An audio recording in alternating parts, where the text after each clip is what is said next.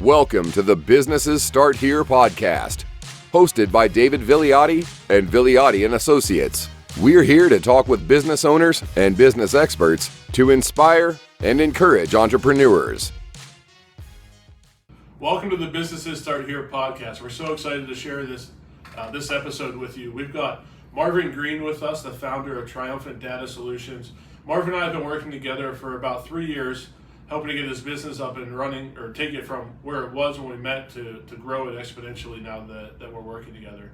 He's been a great success story, and I can't wait to see where he goes from here. So Marvin, thanks for joining us today on the Businesses Start Here podcast. Thanks for having me. Sure.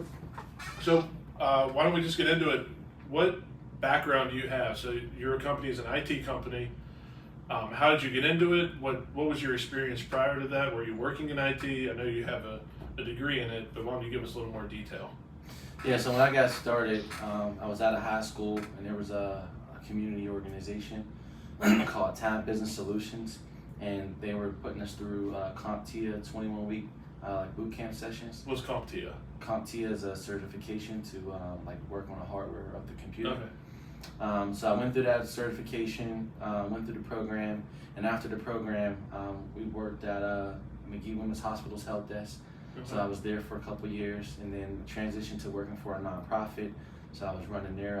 I moved up, so I was their IT coordinator. Then I moved up and ran their IT department. And then they went through a merger. Fortunate for me, I didn't go through with it, and I ended up, starting my own company. So that was in 2014, and I landed my first client, which was Bethlehem Haven and Pittsburgh Mercy.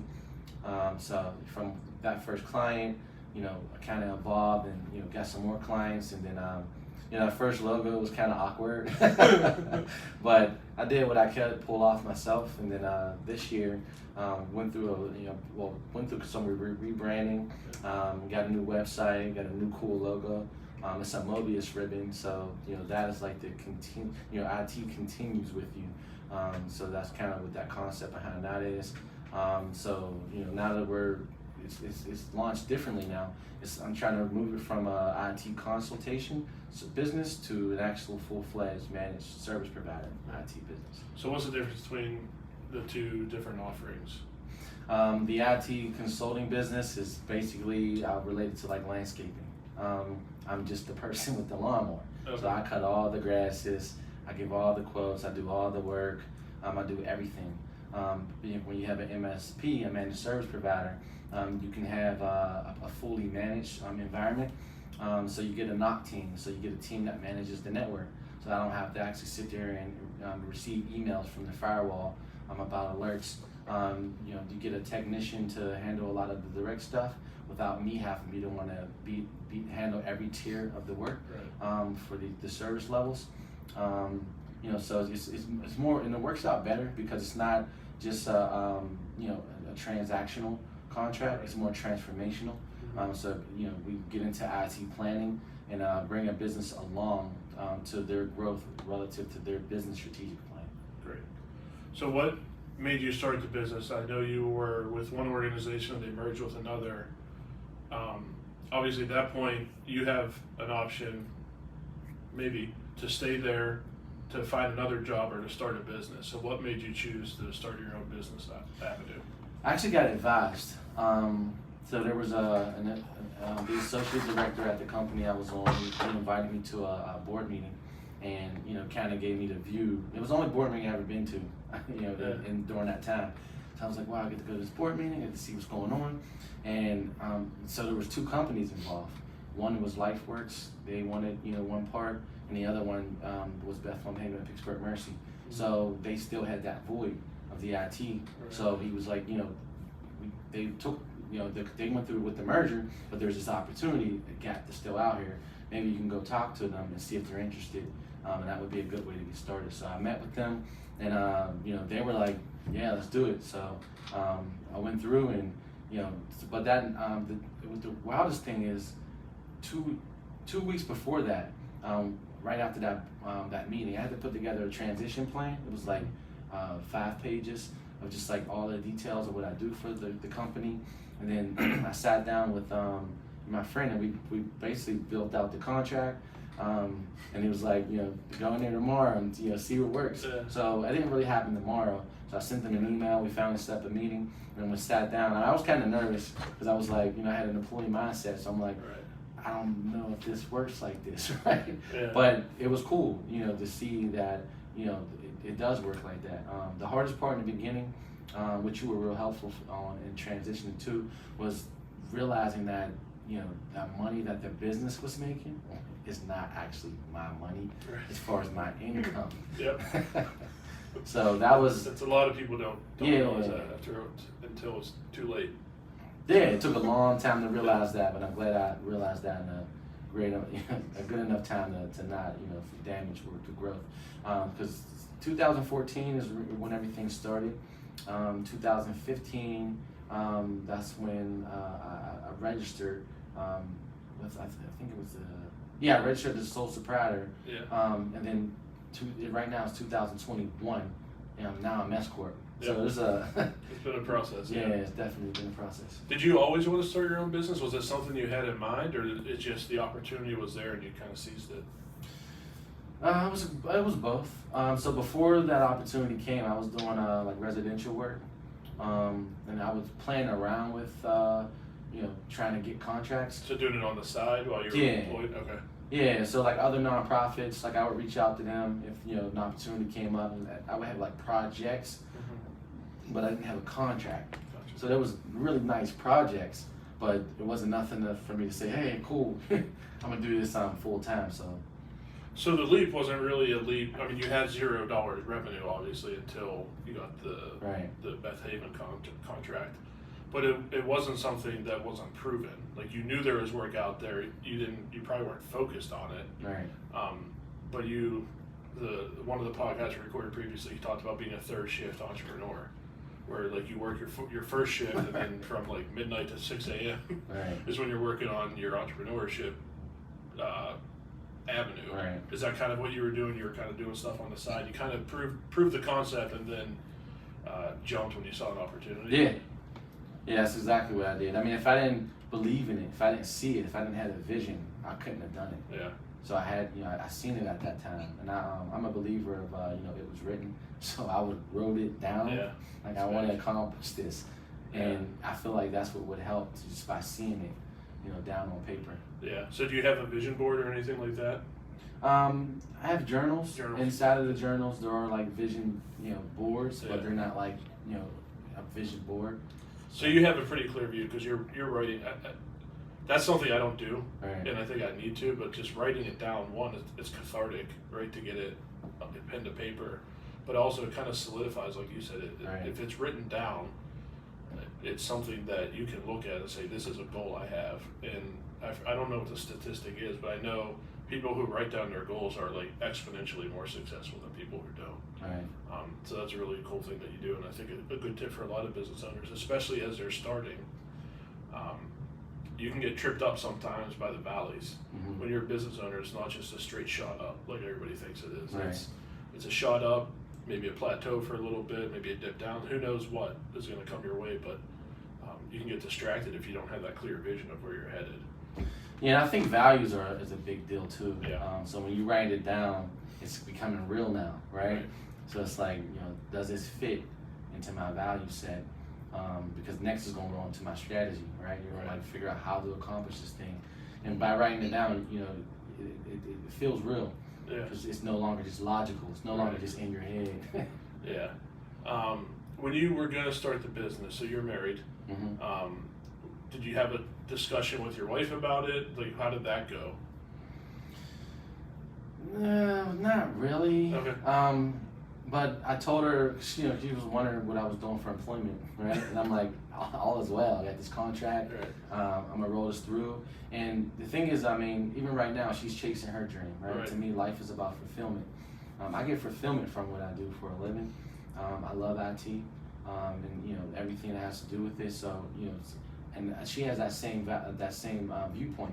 Yeah. So seeing that I was getting fulfillment from it, I think that was a big deal for her. Okay. So she's never really challenged me on like, hey, it's not like we were in a position where we were like financially struck or anything by it.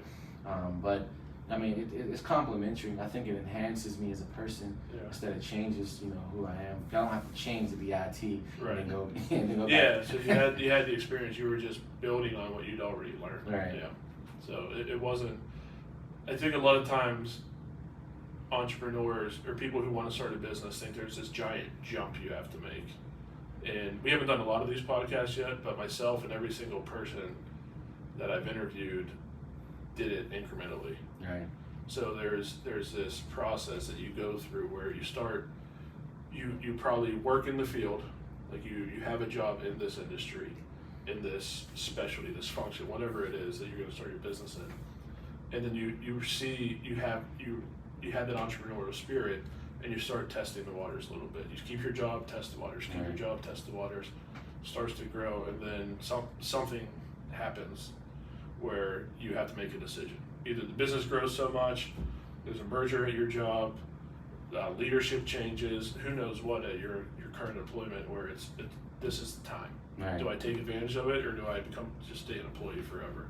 Yeah, and speaking about that part about making the decision, I don't think there's a right or wrong answer. Right. I think it's just directional, right? Yeah. If you know where you want to go, you'll feel it. Your gut will feel it, and then once you make that decision, you're committed now. You Right. have to have the discipline to follow the rules of this is the lifestyle that I just chose, right? Because you just chose to be an entrepreneur now. You just chose to be a business owner, and that's another thing too. Is I was having a discussion with someone a couple months back, and I was asked him, are you an entrepreneur? Because he has a strategy business. He's like, no, I'm not an entrepreneur. I'm a business owner. Yeah. Right? And to me, that's a new thought. That's a really good thing to think about. Yeah. Just because you're starting a business doesn't really make you an entrepreneur, right? It makes you a business owner. Yeah. And so I think that it's great to be a business owner first, Mm-hmm. right? Because then you can understand all what comes with a business, Right. rather than jumping into entrepreneurship. Unless you have the background knowledge of it, but not having the background knowledge, knowing how to run that business, Right. is critical. Yeah, I think there's a lot of people that are good at something. Right. Right. So I used to work with someone who made candles. She accidentally started a business basically, but she didn't have that background knowledge. So, if that's you need to figure out either you need to acquire that knowledge, or you need to bring on a team around you. Because, and I think it's important to really self-assess yourself when you start a business, because you don't know what you don't know at that point. So I think no matter what, you need to bring on like a business coach or someone to, in that first year, if you can, if you're one of those people who, like, I always wanted to start a business. Like, I don't know why. It's just something that it was inside of me forever. But if you're, and I went to business school and accounting and all that stuff. So, I still worked with other people when I started having I have 2 mentors and joining groups where we sit with other business owners and get advice. But especially if you're someone who kind of falls into entrepreneurship, it's important to have people around you to guide you, because you don't know everything, even if you think you do. Yeah, no, you don't. I mean, sounding boards are important. Yeah. Communities are important. It helps with decisions. Just like in life, you need church. In business, you need a business coach, right? Right. So I meet with a business coach once a week. I've been meeting with, his name is Bob Gambone. He'll be on another episode of the podcast later. So I've been meeting with him for about 1.5 years now, and it's been really great, it's almost like business therapy, right? But it's way more powerful than that, because I'll bring a business problem, and, he'll help me think about it, and it's just like, wow, so I had the answer pretty much already. Right. But sometimes you need to have a sounding board to filter through that process, and then in a sense of like who you are, like for instance the law of the ladder, right? Yeah. He says you have to build yourself, not just your skill set, right? Yeah. Which is huge, because it's like, all right, you're real skillful, but if your character's small, like you're killing how high your dream can go, right? Yeah. And vice versa, if you have a huge character, huge ego, Right. but your skill set is like, Yeah. it's like you're still killing yourself. So you have to, like, personal growth is important, and the more you have personal growth, the more your business will grow. Right. Yeah, I think it's hard to separate the business owner from the business. Right. Whether it's finances, like you need to understand how much you need to take out personally. That's something we worked on. Like your personal budget was the first thing we sat down and looked at, right? Right. But then also the growth of the person has such an impact on the growth of the business. Like like you said, if you have no skill or knowledge, and the business isn't going to succeed. Right. There may be a period if you're in an industry where it's just all hands on deck. This is the hot commodity right now. You might succeed for a period, but that's going to cool off, right. And the business is going to have trouble. So I think it's really important, like you said, to grow yourself in all areas. Right. Because who you were as an employee, you can't be that same person as the business startup. You can't be that same person 3 years in, right? Because your financial behaviors when you were an employee, they're going to be different when you're a business owner, right? Because you have to think about how all of this, everything impacts everything. Because when you were just employees, it's like, this is my check, I'm fine. You know, do what I want with it, make sure everything's well. 401k's already took care of. But when you're the business owner, it's different. You have to think about the whole strategy of everything and how you behave, you know, financially, how you behave, regarding your values, just everything is a real reflection of the company. Yeah, it's a funny story. So we were supposed to record this podcast Monday, right? And the power went out. Right. And I was telling Ashley and Debbie, who work for me, I said, I used to work at a Fortune 500 company like across the street. I said, if I was there when this happened, I'd be so happy. Right now, I'm so annoyed, right? Because all I see is dollars. I'm paying them to sit here and do nothing. Right. So the perspective of a business owner is not even relevant compared to its perspective of an employee isn't even relevant compared to the business owner, right. Because it's a whole different world. The pressures, the stress, what you're concerned about as a business owner is exponentially more than an employee. Yeah, I mean it's a huge. It's like you're sitting in the lap of the CEO, right? But also even the employee mindset, right? You're also the service delivery person, so you have to sit in the lap of the person who's providing the service. Like you're sitting in the lap of the person who's running the finance. Like everything in a company, you know, you represent. Yeah. And you have to think about every area because at the end of the day, you're responsible for it. Yeah. Right? Even if you find somebody to fill that spot, you're still responsible for it. Yeah, absolutely. Because if that person flakes, right, what do you have to do? Gotta go down and be the technician, right? I gotta go over and handle finances. You have to do what you have to do. Yeah. So one thing I wanted to bring up, and I probably should have asked you before. So I think it was 2019, maybe 2018. You got a job offer. Right. Right. Yeah. And you were like minutes away from accepting it. And then we talked, and I wasn't even trying to talk you out of taking the job offer. I was just talking. Right. I wasn't even being an advisor at that point. I was just like talking to a friend. So I don't know if you can put yourself in that situation again, but like what happened to make it look attractive to you? And then what ultimately helped you decide to not take that job and to keep pushing on the business? The big thing is fulfillment. You know, if I take on this role, because, you know, I believe that companies hire personalities, right? And I would have been hired as a personality. My profile, like who you are as a person. Right. Like what I have gotten fulfillment from that. That was one. Two, you know, something we discussed. It's like, you know, you're going to have to, you know, ante up for wage increases. Right. Like once you're in, you're just kind of in that space. Like you don't have you know, control of throttling and pushing and, you know, ambition and, you know, what if the law of the leg? Right. What if things are in place where it's like, man, this is a great job, but my supervisor sucks, right? So these are things that I factored in, and I was like, you know what? I believe in myself.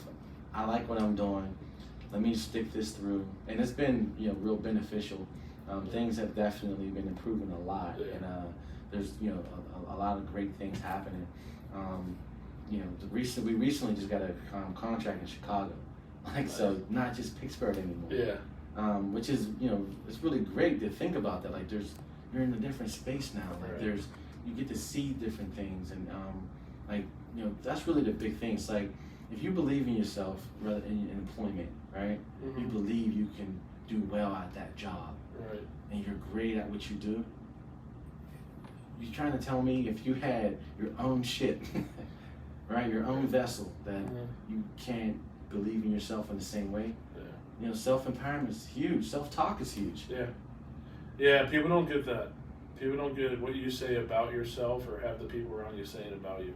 Yeah. How much of an impact that makes, because you start believing it, Right. whether it's true or not. We were talking in another podcast about imposter syndrome. It's hard to overcome that, and I think part of it is you become such an expert at something, it's easy to you, so you think it's easy to everybody. Right. But yeah, having faith in yourself is probably one of the most important things, and it's probably very common among business owners. Like, you wouldn't start a business if you didn't think you could do it. Right. Right. Yeah, it's incredibly important to have faith in yourself, even if you have those moments of doubt. And again, that's why you have people around you that build you up instead of people trying to tear you down. And when you step out on your own, there will be plenty of people trying to tear you down, Right. whether they mean to or not. I mean, even she wasn't trying to tear me down, but my mom was terrified. She goes, "What happens if you don't have any clients?" Right. I said, "Then I'll get another job, and I'll try again later." Right. But I don't think people who have the employee mindset think through, once you build a business, if you lose one client, it's not great, but it's not going to end your business. If you're an employee and something happens that causes your employer to go out of business, you don't have a job anymore, right? So I think you're actually more diversified, and there's obviously a tipping point. So at the beginning, it's very risky to start a business, but once you get past some of these thresholds and you have a certain amount of revenue and structure in place, the risk is actually more if you're an employee, I think, depending on what company you work for. Like, if you work for a blue chip company, like, maybe there's not so much risk there. But again, if you run into a bad supervisor who doesn't like you, you could be out on the street next week. Right. So. Yeah, I mean, as far as the self-image as well, too, the big deal is like, chanting yourself on. Yeah. And to me, like, the biggest things, the most recent things that I did last October, I started journaling. Yeah. Like, I never journaled before, right? Now, not just like personal journal, but business journal, right? Where you write down some of your failures. Yeah. Don't just write down all the good stuff. Just write down the failures, because when you think about a relationship, how do you know someone's your friend? Right. You went through something, right? Yeah. You don't write it down though, but you're like, yeah, man, we went through something. Yeah. It's my friend. He has my back. And when I was going through something, they were there for me, right? Yeah. So you're building a relationship with yourself professionally, right? So you jot down your professional failure, and you're like, all right, that was a nice one, Right. But I bet you that don't happen again, right? Yeah. Because now you're building up your knowledge base of what not to do. Because the opportunities, they're out there. People say it all the time, right? Opportunities are of abundance. Right. That's true. Yeah, it always will be. Right. Yeah. So don't let the failures fear, Right. Yeah, be driven off. Yeah, and even when things look the bleakest, there's opportunity. I mean, how many people were able to, I'm going to say, that take advantage, but I don't mean it in a negative connotation, but were able to take advantage of the COVID-19 crisis. Right. Even you, actually, you got a lot of people working from home. Right. So as an IT person, I remember you had a really good month in March and April of 2020, and obviously there were some issues later on, but there's, no matter what's going on, if you can be a positive person and look for opportunities, no matter what the adversity is, there's going to be something you can do. Right. So you mentioned failures. What's your biggest failure? What did you learn from it? My biggest failure, I would say, is people. I believe in people, right? And so I'm a helper by nature. I'm a fixer by nature. And I believe in people so much that I'm like, I don't care what's wrong with you. Like, dude, let's work through that, because you're great at what you do for a living, right? So I'll give opportunity. I'll even like kind of open up my door, to people, and then what'll happen is they don't get through that part, and then they may go ghost or something. I'm like, why? Yeah. So to navigate through that, right, is I look at it the way my clients would treat me, right? Prove your results. Yeah. Prove you can deliver. Yeah. Right? Because results is what separates, people for the most part. Right. Because if you can produce, then we're fine, right? Because me, I'm looking at the person first rather than just looking at the results. And I think I need to start looking at results more often. Yeah, I think when you have a tendency in one direction, you need to overcome it by focusing on the other direction. Because even if you focus on results, with you being the personality you are, you're still going to be more heavily weighted on the person, right? So, and I think we've talked about this a few times. Like, there's been a couple things, people that you brought in that was probably premature based on what they could do, right? So, but you liked them as a person. You knew that they were good people and things like that, but they just weren't performing at that point. So, yeah, I think I would have said that for you as well. So outside of that, what's something that you're struggling with, or something that you struggled with and overcame that helped you get to where you are now? The biggest one, this relates to something you helped me with, is financial behavior. I mean, it's an ongoing process, but your business is not your business, right? Yep. Your business has its own thing. Like you get a paycheck. Right. So, live your life with your paycheck and allow your business to grow. So having a strategy for that, like actually setting aside a profit every time revenue comes in. Because if you're just expense-based and you're just expensing everything, where's your growth? Yeah. Like, you have to have some sort of strategy to grow. So strategizing, like making sure that I'm not taking away from that, right? And doing the opposite. That was a huge one. But also, a most recent, something that I didn't realize I was struggling with, this is relative to growth, pushbacks. So, when you talk about, introducing, even myself as an IT provider in my company, they'll say, hey, we already have an IT provider. Or, hey, that's something we're not focusing on right now. Right. Like, you're not focusing on technology? Okay. In 2021. Right. So knowing to talk to people about pushbacks first, to get IT objective buy-ins, even if it's based around an IT project with an existing client, like, hey, you should move to SharePoint. So it's a great thing to say to them, right? But what are they going to say? Oh, we don't, the cloud, So knowing that, then talk about the pushback, and rather than the opportunity. So put it in the presentation instead of waiting for them. Yeah. Because it's like making a plan. If I make a plan, then it's my plan. But if I ask someone else, hey, here's the problem. What's your plan? How do you plan to go about that, right? Then now they own the plan. Yeah. And then they may even, use me as a resource. Like, that's my plan. I want to get us to SharePoint. Like, but you want to do it for us because you're a resource. Like, great. But now they're part of the control. They're sponsored in, right? You're basically getting them to sell you to themselves. Yeah. Right. I think that works. I mean, because otherwise. And it's not deceitful. It's they need this. They may not stress the importance of it until you get them engaged in the conversation. Right. Yeah. Yeah, because the same thing with me relative to I would say health, right? I can go through a program that will cost me less money than what I'm currently probably spending on snacks and ordering out, right? That would be a good pushback for me to get into an exercise program or something. So it's it's useful. It's something that helps my life out, right? But if someone just said, hey, you're interested in this program, it's gonna cost you $100 a week, I might be like, nah. Right. Yeah. So there's just a way to navigate around some things, and when you look at these opportunities, it's just best to look at it from the negative lens first. Oh, and that's a big thing too. Is I think me and you talked about this. We never looked at as business owners, we just go after opportunities, right? But this comes up in every podcast. Yeah, but what about the negative stuff? Right. And that's really wild that we talked about that, and I literally just mentioned pushbacks, right? So maybe that conversation sparked that thought.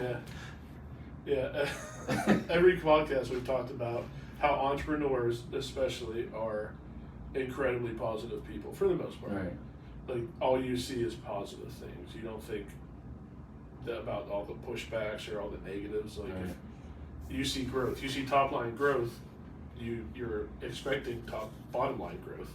But sometimes as you grow something, your sales might go up, but your revenue or your net income actually decreases because you're not efficient enough, like you don't have structure in place to take it on. Right. So it's funny. It's come up in every podcast. So I think that might be one of the biggest takeaways for me. Right. Like even just advising clients. Like, I think by nature, I'm very positive, and generally I can advise my clients on some of the negatives because there's not the emotion. It's not my idea. Right. It's easy to not see fault in your personal idea, but when someone's bringing something to you, it's actually kind of easy sometimes to see all the pitfalls, or at least some of them, and bring them up. But I think one thing that maturity does for you is helps you bring that up. Right.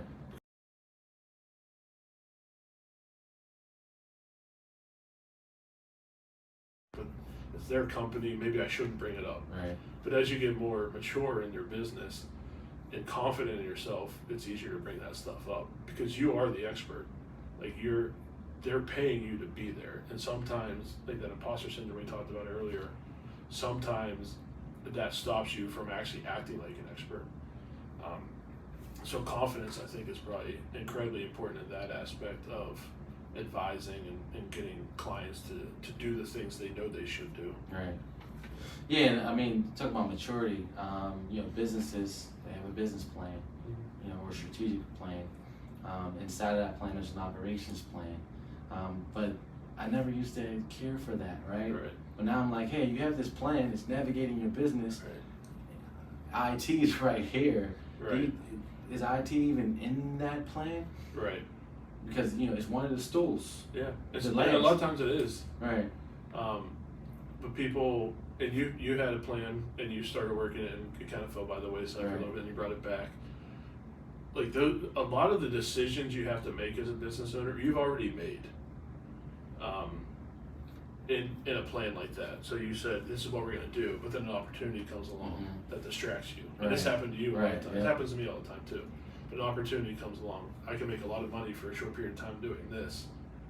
But ultimately it's going to hurt you because it's pulling you away from what your core skill set is. It's pulling you outside of that. Right. So I think it's important to not only have that plan, but to look at it quarterly and make sure, reevaluate what you're doing. Is what I'm doing right now in line with this plan I developed? Because emotion comes up often as a business owner. Right.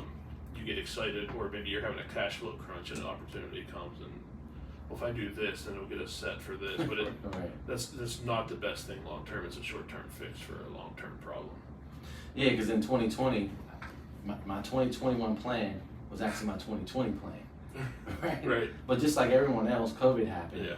So there were some opportunities. So I went and chased those opportunities. But I should have probably stuck to my plan. Right. So that's this year's plan, is to stick to the plan. Right. It's like, the benefits of it, stick to it. Yeah. Right. And if you stick to it, at least the worst case scenario, you get close to your target, rather than an outlier, which can be a good thing, right? Or it can be the opposite thing, which is you don't want. Yeah, and there has to be flexibility, right? Because with COVID, the one thing you're talking about was way outside your area. But if there's something kind of adjacent to it that you can do, you want to go after it. Right. But there needs to be discernment, and again, that's where having a plan. Does this fit in my plan? Yes, great, let's do it. Does it fit in the plan? Maybe. Let me talk to my business coach, right? Let me talk to another advisor I have, because again, it takes that emotion out. Yeah, taking the emotion out is huge. But that goes back to me and people, right? You say, what is your, one of your mistakes? I'm like, people. It's like you get emotional about people. You're like, wow, I really like this person. I really, this would be great. Even helpful. You're like, I really think this could help you, right? Right. But logically, yeah. Does that mean helping them? Great, but you don't have to help them in a way that you're excited about, right? Right. Or to put your business at risk. Yeah. Right. So are you having fun with what you're doing now? Man, I'm having a ton of fun. A ton of fun. Recently, just brought my brother on. Yeah. He just graduated from high school. So, and the thing is I've never met someone who's almost like a mirror image of me. So recently, this was yesterday. Yesterday we were at a client site, and the FOB system went offline due to a brief electrical outage, right? And I know the solution to it. I'm like, we need to update the BIOS. That way when the electric comes back on, this system comes back on without us having to do anything. So I mentioned it to him. Of course that's the solution. Yeah. Who doesn't know that? Right. So I mentioned it to him. So I went down the hall and I went and talked to the lady who runs the file system, and she's like, I was letting her know that what we were going to do. Yeah. And she's like, but I already told her, I was like, it's back online, but here's what we're going to do when you're done. She's like, it's not online. I'm trying to get into here now. So I'm like, go down the hall. So I just turned it on. So I go down the hall.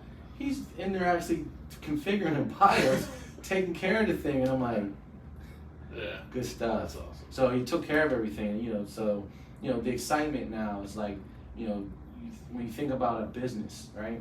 There's one thing when a business is something that's yours, right? Mm-hmm. But what if a business becomes a family business, right? A family business is not just yours anymore, right? Because at the end of the day, I mean, is it already a family business? Yes, my family's benefiting off of the business, right? But it's not like, hey, like I own a corner store and my son's, he's in 10th grade, and I'm like, all right, you're working a cash register while dad sits over here and restocks, right? Because there's actual IT skill set you have to have to do this work, right? Yeah. So you have to, have that background knowledge. So now I'm like, wow, I have someone in the family who has a skill set, that can contribute. So right now, I mean, to have that, it makes it even way more fun. Because, like I said, I'm a helper, so I'm actually helping, my brother, but my brother's actually helping me as well. It's a reciprocal relationship. Yeah. And it's, you say my mistake with people, I don't think this one is a mistake. Right. Because worst case scenario, it all works out pretty well, right? And we rolled through for a couple months, right? And then now he gets to use Triumphant on his resume, right? And he gets a great career start. Yeah. So what's your why? Why do you do what you do? I don't want technology to stop people from serving people. That's my biggest why. Yeah. You think of COVID, right? So COVID happened, everyone had to work from home. I didn't understand why this contract kind of came my way, right? But I got connected with the Forbes funds, and they're an intermediary funder for nonprofits. And in that connection, it was like, hey, we want to give out Zoom licenses to the nonprofits so they can still do their meetings. And I'm like, all right, this is a great opportunity, but why, right? Because that way technology doesn't stop people from serving people. Yeah. Right? Yeah. And if I look at everything that I jump out my sleep for, right? Because I'll get a call, especially like last year when I was just rolling through just as an IT consultant. Like if I get a call from like an assessor who's out doing an assessment, right? On someone who's looking for recovery, their technology can actually be a roadblock from helping that person, right? So if they call, right? You think about what they're doing. They're not submitting a ticket anymore. They're just calling like, hey, I don't have internet to do what I need to get done. And I'm like, all right, cool. Here's what you need to do, right?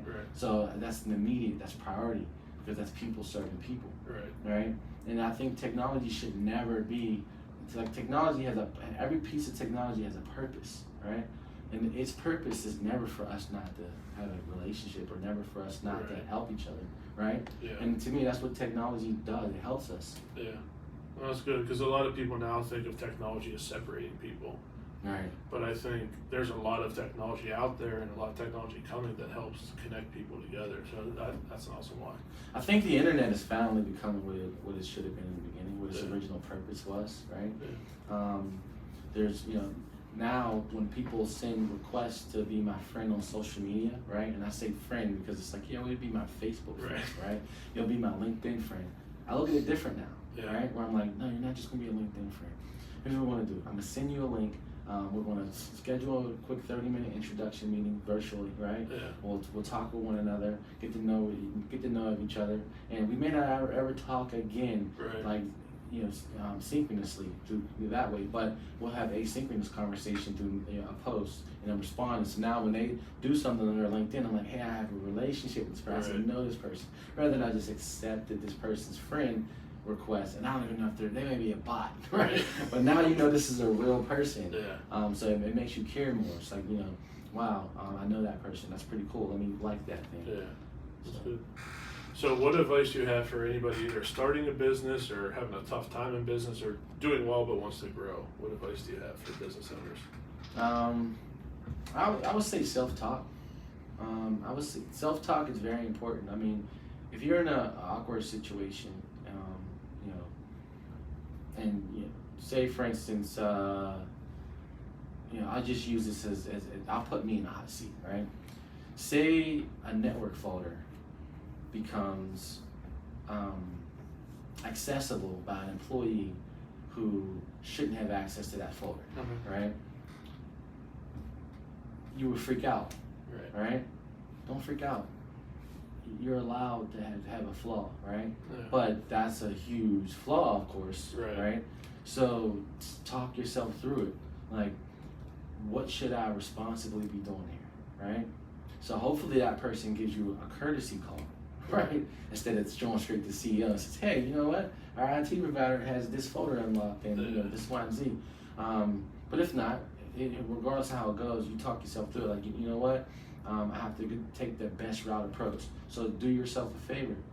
Go with the worst scenario first, right? Call the CEO yourself. Right. Like, hey, I made a mistake. Right? Yeah. This folder's unlocked. I gotta lock this down. But I'm gonna do we can do an audit if needed to make sure there's no internal data breach, right? See who accessed that folder recently and who shouldn't have, right? And then that way you take care of it correctly.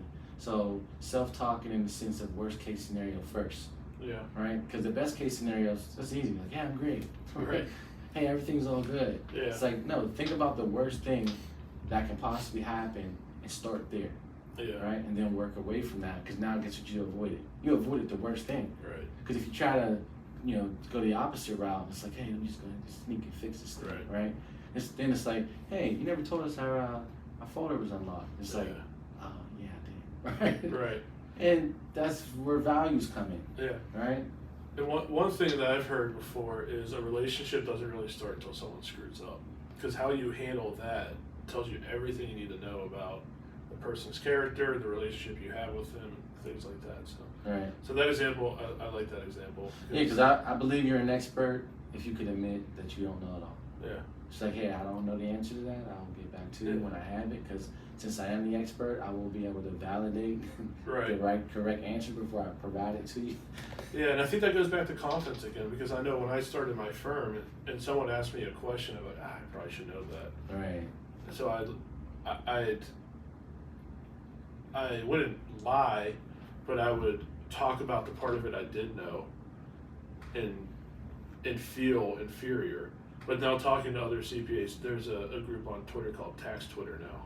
So I lurk on it. I'm not big on posting on it very often, but seeing the things they say, they go through the exact same thing. Like, you can't know everything, especially as a sole practitioner. Right. You can't know every single thing about tax code, or you can't know every single IT item. If you're a manager somewhere, you can't know if you're a restaurant, you can't know every single thing. That's why you admit when you don't know. When something comes up, you learn from it, and you bring people around you that can help you know that. So if you're a sole practitioner, maybe you have a group of other people in your industry that you meet with. It's things like that. So admitting that you don't know everything is critically important, because nobody does. Right. And if all you're doing is servicing clients, you're never servicing yourself. Yeah. You will eventually not know anything, right? Yeah. Because you'll get stuck in a rut. Yeah. So like, I block off Wednesdays. Wednesdays is, that's my work on me. That's my work on my business thing. That's the day I'll update the website. I'll go through my finances. Like, I'll brush up on something. I'll learn something I need to learn. Yeah. Because those self-improvement days, those self-wealth days, self-care days, like they're real important. So I would say that's another big advice, is to block off some time to make, to manage yourself, to maintenance yourself. Yeah, personal maintenance. Yeah. That's good. Anything else you want to talk about before we go? It's Friday. All right. Well, I appreciate you coming out. I enjoyed it. I say this every time, but like, I've known you for 3 or 4 years now, and I learned new stuff about you today, and I really enjoyed talking to you again, as always. Same here. I mean, I respect your time. I appreciate your time. If you're looking for a great accountant, a great firm, get with Vialotti and Associates. They do more than that as well. Thanks for the plug. Yeah, seal of approval from you. Triumphant Data Solutions. So thanks, Marvin. We appreciate you coming out. That was another episode in the books of Businesses Start Here podcast. Thank you so much again for coming out, Marvin. We look forward to seeing you next time. Thanks for listening to the Businesses Start Here podcast. We hope you were inspired and encouraged by today's podcast. We would love to hear your feedback. Please send us an email at podcast@villiotti.com. That's podcast@villiotti.com. And be sure to share, like, and comment all of our content.